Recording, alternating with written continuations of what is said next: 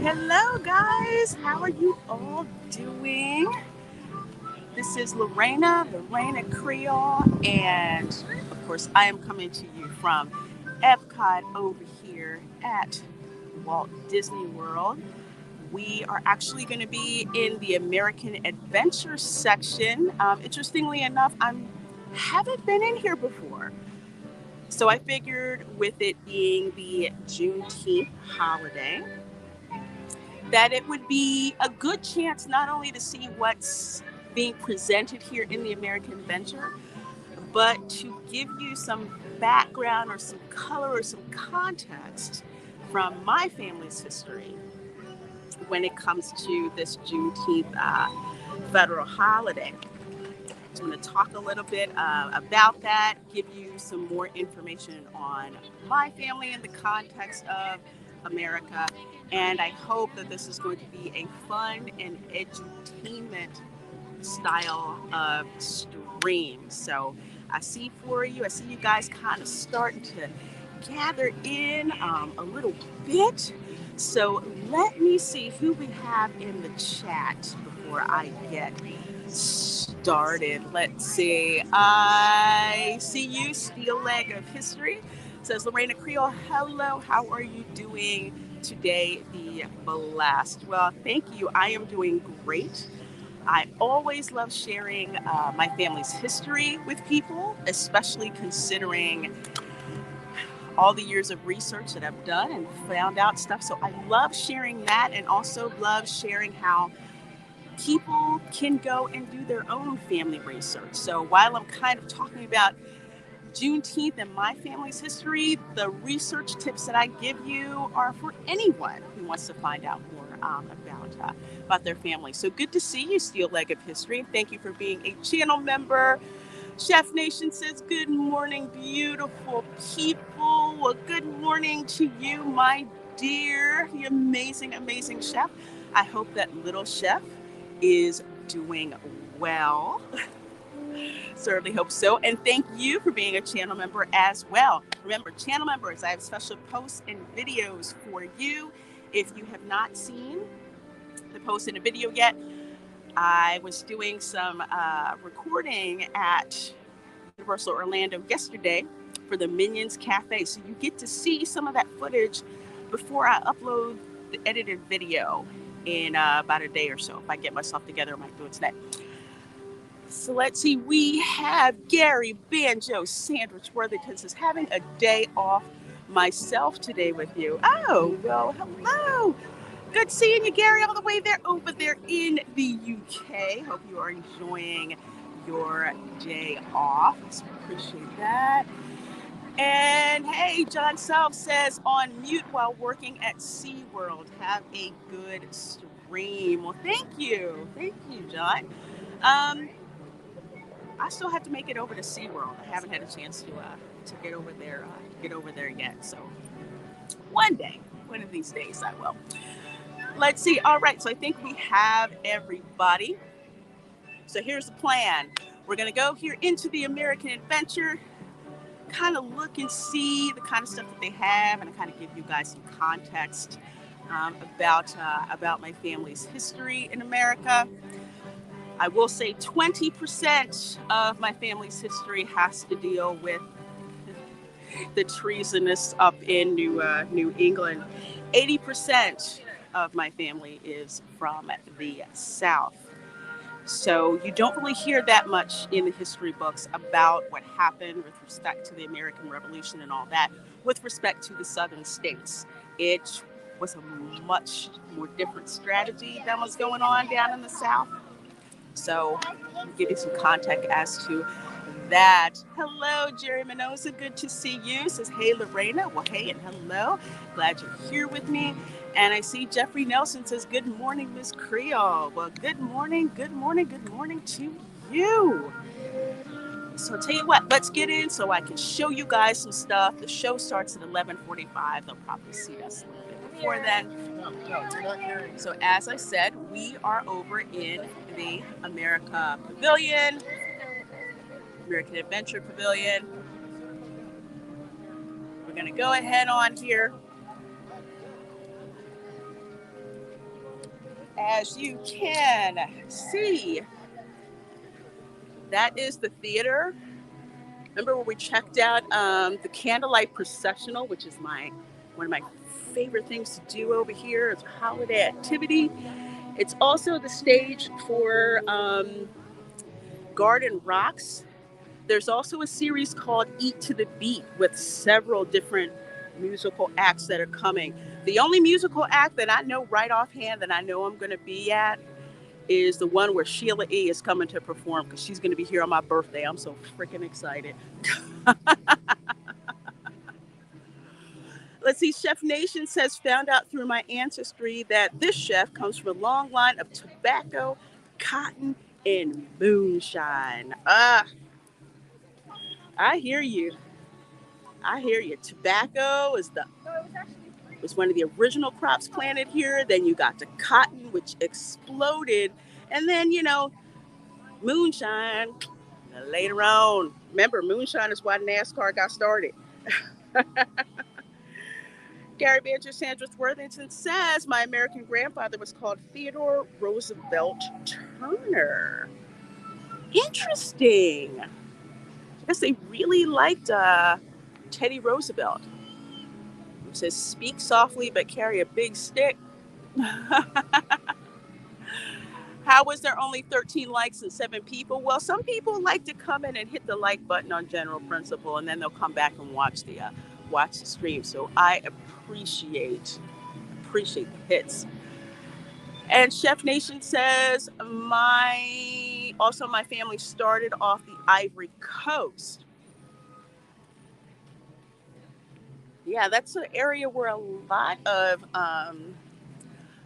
of Black people in America find their history to start at. For mine, I'm a little bit south on an island called Cape Verde or Cabo Verde, at least on my mother's side of the family that I've been able to trace. Also, oh my gosh, it's in Senegal. All of that rich area for rice farming.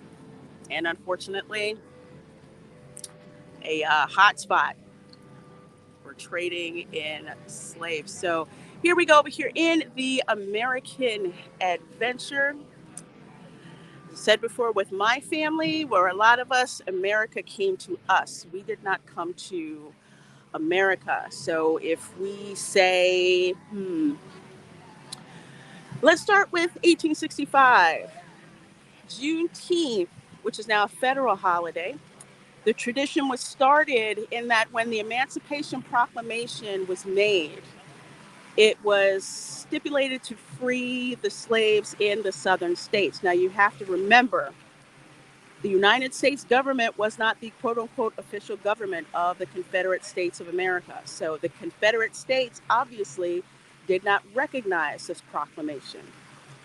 It was only until Union troops came in, took over certain areas, that Emancipation Proclamation applied. You also have to remember that even though when the Union Army came in and would read this proclamation to certain slave owners, whatever, did not mean that they were freed on that day.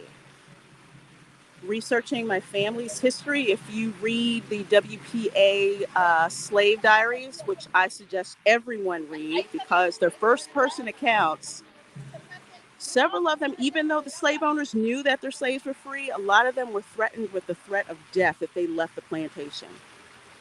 So, June 19th, 1865, Union Army comes into Galveston, Texas, and lets the former enslaved people know that they are free. They found out in 1865, but there were plenty of other enslaved people who found out after 1863. So this is the quote-unquote symbolic end of slavery. I want to emphasize the word symbolic when it comes to Juneteenth.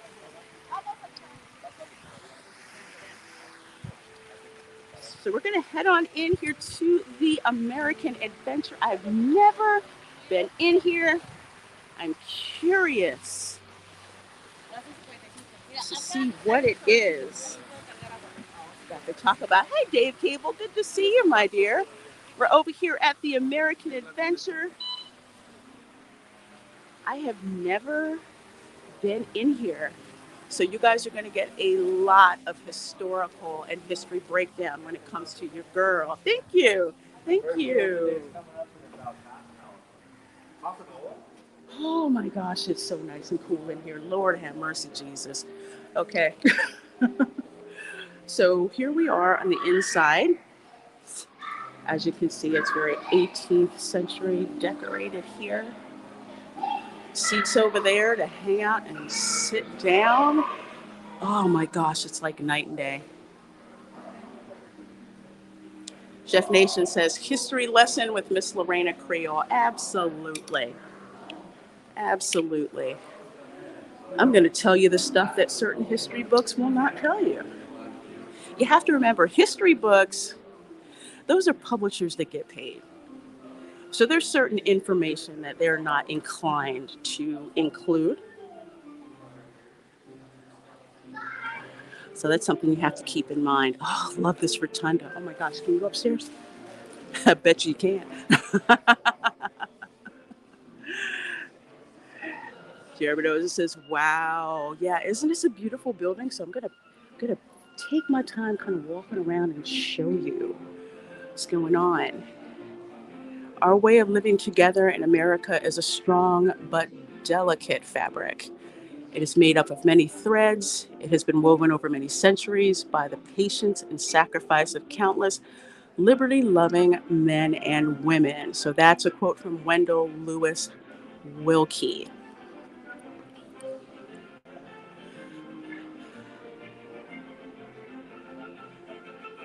Also, another thing about Galveston, Texas that I forgot to mention. It's interesting that they choose Galveston, Texas, and what happened in Galveston, Texas as the basis for Juneteenth. Galveston, Texas is named after a man called Bernardo de Galvez. Bernardo de Galvez, who was basically installed as the governor of Spanish Louisiana after that was ceded by the French. And he actually helped the Patriots on a clandestine basis because Spain couldn't officially get into the war against the British. So they were kind of shipping supplies and conducting recon on the down low. And then when finally the King of Spain gave them official go-ahead to throw their hats in with the Patriots, Bernardo de Galvez commanded Spanish troops in Louisiana. And those troops were made up of whites, free blacks, free mulattoes, gens de couleur, Acadians, British. He commanded a diverse group of soldiers. And this was in, 1780, I believe. 1776, 1780, yeah. So I find it very interesting that Juneteenth, the place for that, for the symbolic end of slavery, is Galveston, Texas, considering whom Galveston, Texas is named for. Dave Cable says, yeah, I didn't know what Juneteenth was. I had to look it up. Taking a couple of years off of social media and news, I missed some things, but I feel it was less stressful. I don't blame you, Dave Cable. And frankly, I didn't know what Juneteenth was either. I mean, I'd heard about it, but I was like, okay, I don't really know what Juneteenth was, hadn't really heard of Juneteenth. And that's probably because for the majority of my family, first of all, some of the people in my family were already free, although they had to deal with certain codes when it came to that. Because here's what happened. So for my family members who were actually free in Florida and in Louisiana before the Americans took it over.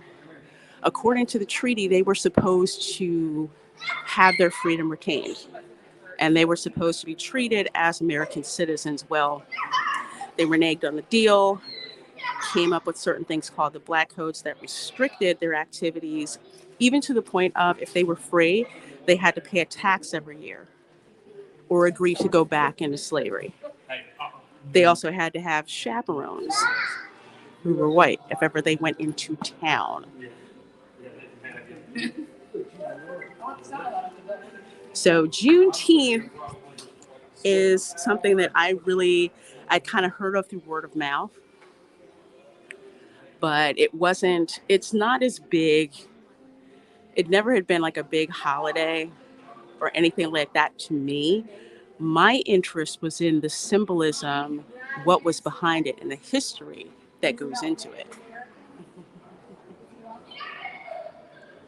Bring me men to match my mountains, bring me men to match my plains, men with empires in their purpose and the new eras in their brains. Sam Walter Foss. I've never heard this dude before. Planet Killer, hello, says look forward to this edu tour since you announced it. Plus a live streamer that starts on time. That's way indeed. Stay cool. I try to start on time. Sometimes things happen. If I'm going to be late starting a stream, I like to let you guys know to kind of give you a heads up. So there it is in there. I've never been in this before. Ooh, there's a whole bunch of stuff. The American Adventure, hosted by Ben Franklin and Mark Twain. I cannot wait to see those animatronics. With these American legends, let's see, Susan B. Anthony, Alexander Graham Bell, Andrew Carnegie, Frederick Douglass. That's going to be cool. Love Frederick Douglass. George Washington. Love him too. Chief Joseph, Lady Liberty, John Muir, Thomas Jefferson, Franklin D. Roosevelt, Theodore Roosevelt, Wilbur, and Rosie the Riveter. So out of all of these people that I see on here, your girl through New England is related to Thomas Jefferson, and no, not through Sally Hemings, Franklin Roosevelt, and Theodore Roosevelt. Dave Cable says history books keep changing. They keep taking out all the problematic stuff. And that's the issue that I have with this. History should be taught in an agnostic way, which means you put the facts out there and you let people make their own logical conclusion. Now, maybe this is me, but I know that when I was in school, that was the deal. History was taught as it was, and we were taught to connect the dots and get information to back it up. If it was something that could not factually be backed up, you had to make a case for that. But now it's about, unfortunately, about agenda, which is a shame. But you will never get agenda from me. Well, I take that back. The only agenda that you will get from me is the unvarnished truth. Chef Nation says pronunciation was better than mine. I would have butchered those. I tried to sound it out. Like my mom, I learned to read by the time I was 2. So anytime I would read and I couldn't figure out a word, my mother's like, just sound it out. Just try. Just sound it out. And it actually worked. I may not have always gotten it right, but there was something about sounding it out and hearing the words that I kind of modified how I said things. Hey, Lorena, happy Juneteenth. Well, happy Juneteenth to you, Dylan C. Good to see you. Good to see you here. I'm looking at this picture here of I'm thinking this is probably Squanto. So this is the Pilgrims. Yes, your girl has ancestry from the Pilgrims. Contrary to what activist education will tell you, the Pilgrims and the Wampanoag Nation, aka the Indians, actually lived in peace for quite some time. There was a lot of cooperative development between the two of those. So much so that my one ancestor, Stephen Hopkins, got fined for selling liquor to the Indians on Sunday. So that is actually a beautiful, beautiful picture. Dave Cable says, yeah, me too. I agree with you. How can we learn from our mistakes if we hide them and pretend they never happened? Absolutely. Absolutely. It's like you can't hide the truth. Let people find out what it is, the good, the bad, and the ugly. Because I've had some people ask me, and they said, well, how do you deal with certain things that you find in your history that aren't palatable? And I said, it is what it is. I put it out there. Everything, the good, the bad, the ugly. One time I had someone contact me that says, I see we're related. And, I'm sorry that we're related through someone, enslaved. And I said, no, actually, we're related through somebody white. I had to actually tell one of my DNA matches. I said, look, the way we're related is our common ancestor was one of the largest mulatto slave owners in Opelousas, Louisiana. It's all ugly. It's all ugly history. I won't say ugly history. I'll say history that's out there. And there's no use in sugarcoating it. You put it out there and you trust people to make up their own minds. This evening, I'm going to go to see MLK Jr. and Malcolm X daughter speak. This is going to be epic. Oh man, that is going to be amazing. Gotta let me know how that goes. Hey, Matt G, I see you there. I see you there throwing that. I see you there. Good seeing you, my dear. And hey, CJ, my thumbnail guy, says learning about history back in the 80s blew chunks. It was nothing but an exposition dump of just facts, dates, and names, which sucks for people with zero memory. This is why I'm thankful for the history teachers that I did have, because they were like, we're not going to focus on memorizing dates. We're going to focus on you understanding the context of things that happened. So while there were some dates that there's obviously some dates we had to know, but it was what was behind the dates, which interestingly enough, learning that way helped you remember the dates for the most part. The fries are done.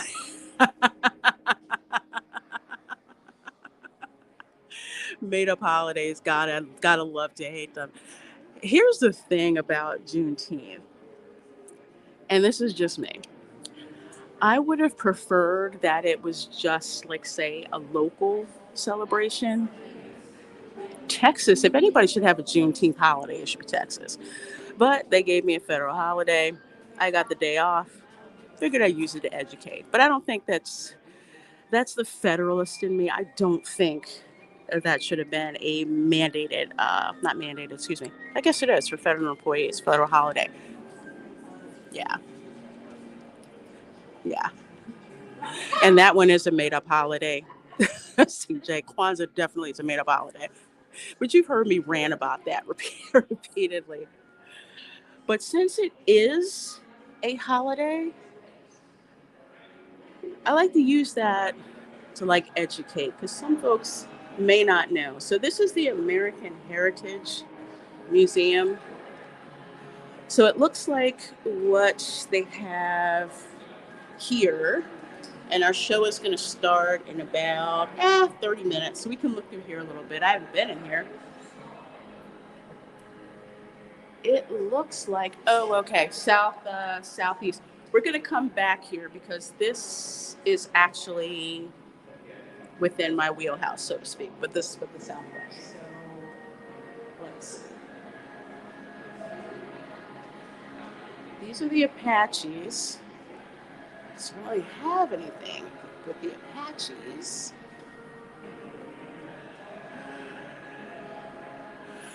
I agree with that. They stole our Quebec holiday and made it into a national holiday. Damn English teams. I read Texas has had it since 1980, then Trump moved to make it federal and finally got it signed in 2021 by Biden. What I will say is that I look at it like this. It's a wonderful celebration of a great wrong that was made right by a lot of blood spilled in this country.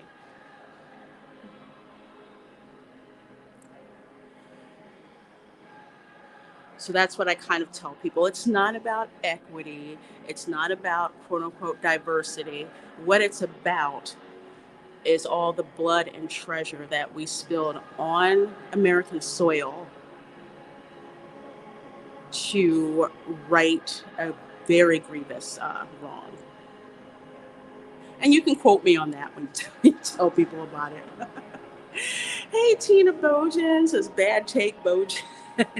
Good morning, friends. Well, good morning to you, my dear. We're over here in EPCOT in the American Pavilion. I have never been over here. There's going to be a cool show we're going to look at. And right now, we're looking through this Native American exhibit, which I had never seen before.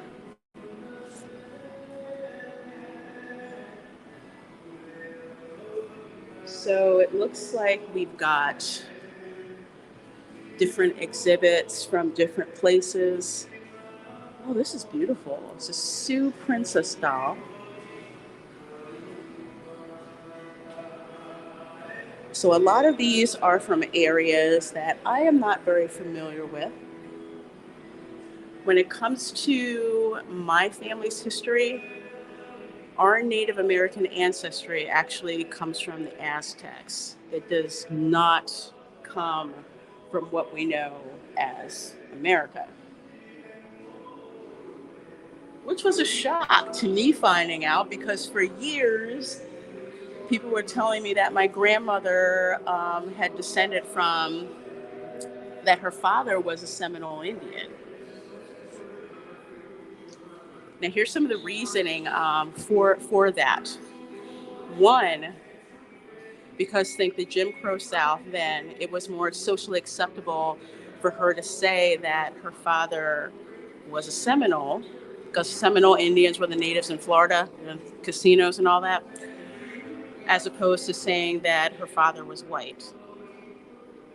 So one of the ways that I got into learning about my family was I said, okay, well, if we are Seminoles, if we're descended from the Seminole Indian Nation, I looked up how to prove that.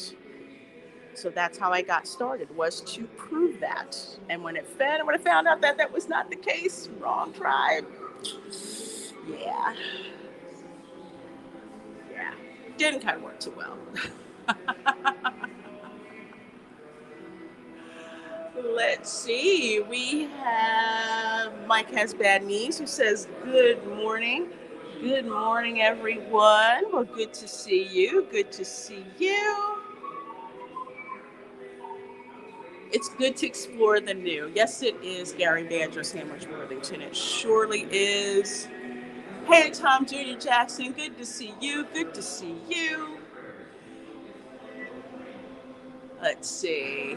Hey, Dad Van Walking 55 says, howdy, lurking while working. So I'm going to kind of stop over here. Here's a Seminole basket.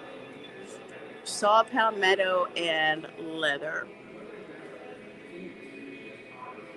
So there's actually two major tribes that were in Florida, the Seminole Indian Nation and the Timucua Nation. So the Seminoles were further south, the Timucua were in the north. So the Timucua were the ones that my Floridano ancestors interacted with on a regular basis.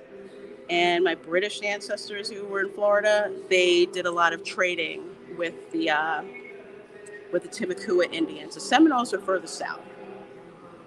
The Seminoles were also one of the very few tribes that did not surrender to the U.S. government.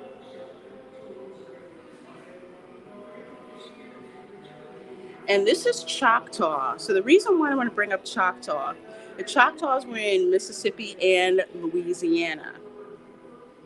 So I'm very familiar with hearing about the Choctaw Nation, and a very unflattering piece of history that I found out about my family in Mississippi.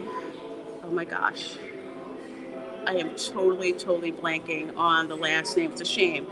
But anyway, that particular slave owner, he did a lot of trading with the Choctaw Indians.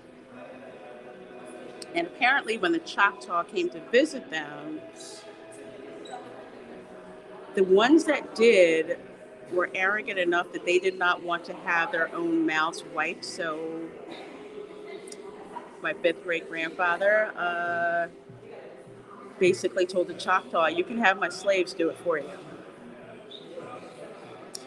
That is a true story, and that's something that I looked up. Very interesting. Dadman55 says lots of Timucua sites and stuff in Northeast Florida. Yes, yes, there is. Always interested in looking at that stuff. This seems like a good place to go when you want to escape the crowds and heat and see something different. Yes, Tom Jr. Jackson, it is. I think it's because most people are trying to go to the other pavilions, which makes sense. I mean, it's like America. I already live in America. I want to look at the other countries. Not that many people here. You can get away. And it's great. All these things that you can look at, all these pieces of history, just to kind of reinforce to people, especially to visitors, how unique America is.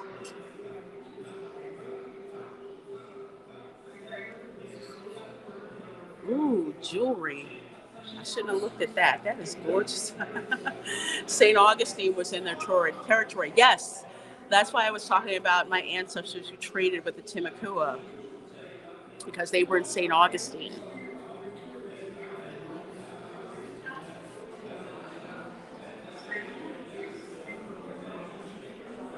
Gosh, it's beautiful. So you can come here, check out just the beautiful things. So let's look at this right here. This is interesting. I want to bring this up. So in 1830, the Indian Removal Act became United States law.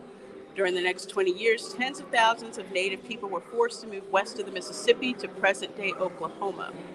Some southeastern tribes, such as the Eastern Band of the Cherokee in North Carolina, the Mississippi Band of Choctaw, and the Seminole and Muskogee tribes of Florida, resisted, often hiding in remote areas.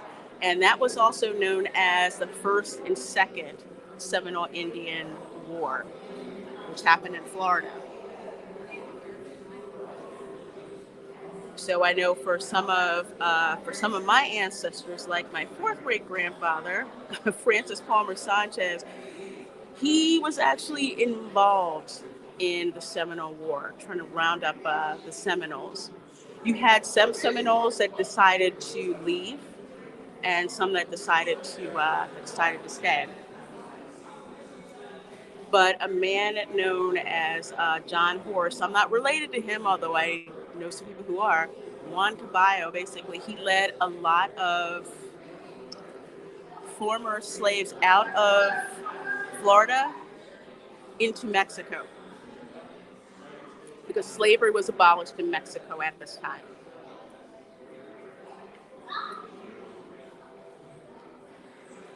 Hey, Ironcaster. He says, I'm going to a tribal powwow in a week to celebrate our recognition by the government. That is amazing.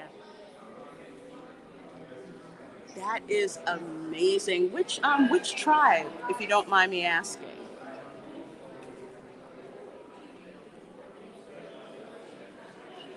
Also, another thing about Native American tradition in Florida, that's taken extremely, extremely seriously. You cannot teach Florida history without teaching about the Native American history in the state, which is why when of course, I was educated in the North and they would teach certain things about history, I'm like, well, weren't the natives involved? And they're just like, what? I'm like, yeah.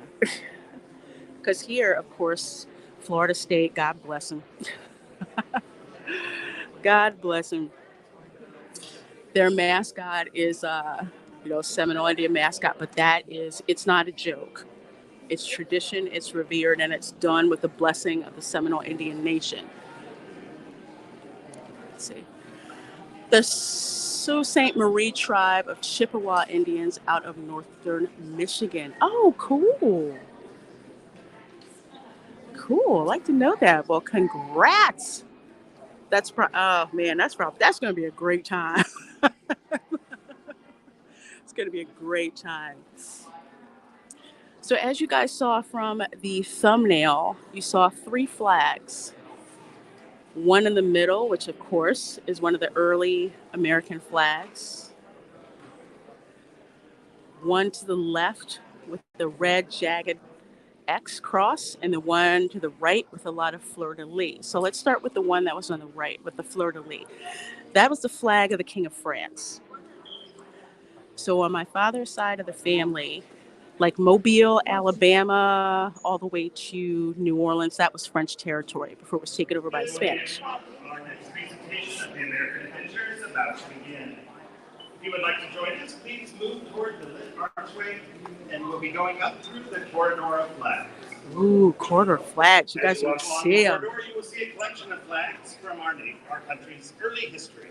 From the colonial flags and flags of the Revolution to territorial flags, expedition flags, and even the earliest versions of our own stars and stripes. As you approach the escalator leading to the second floor, please be sure to take small children by the hand, watch your step, and use the handrails. Thank you, and I hope you enjoy the American Adventure. Awesome.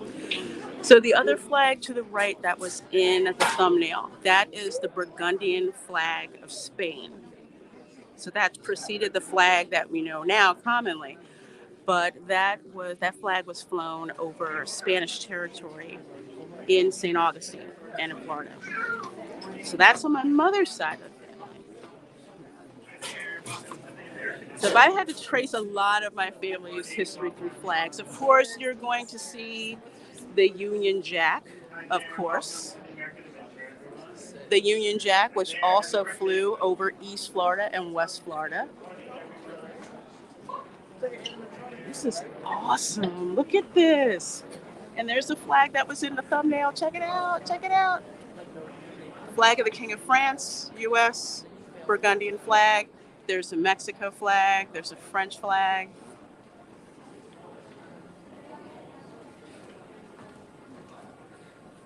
So many nations made up this country. I tend to forget about it because it's like a melting pot here. And I'm usually only hyper aware of it when I go to other countries. Oh, this is nice. Look at this furniture. So if you have to leave the theater, there's these nice places to sit. The recreated colonial furniture. So that's where we came in, over that way. So we came in. And here's where we're going in.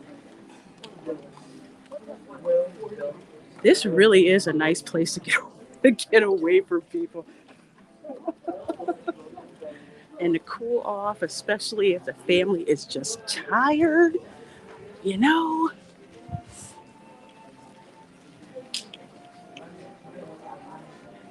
Go check out one of these. First of all, 16 of you guys here in the chat. Thank you so very much for being here.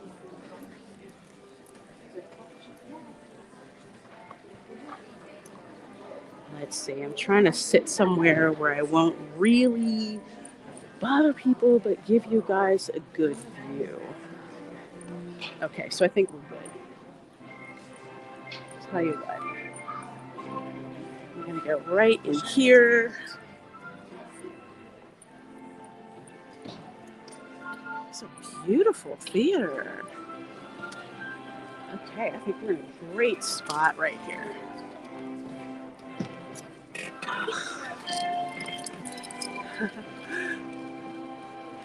It has AC. Yes.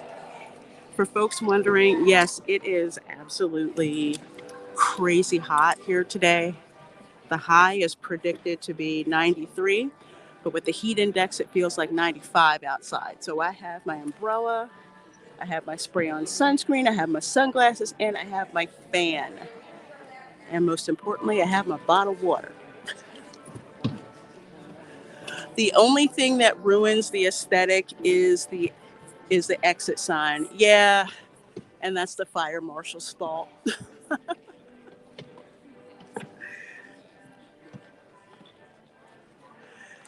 Dave Cable says, but is it as good as the AC in the big golf ball?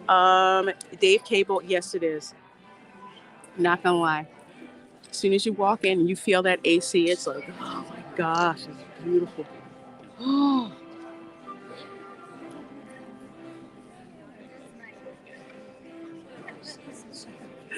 Hashtag blame Fire Marshal. I blame Fire Marshal Bill for this. Went for a walk on break. Wow, it's hot. Yes, it is really, really, really hot.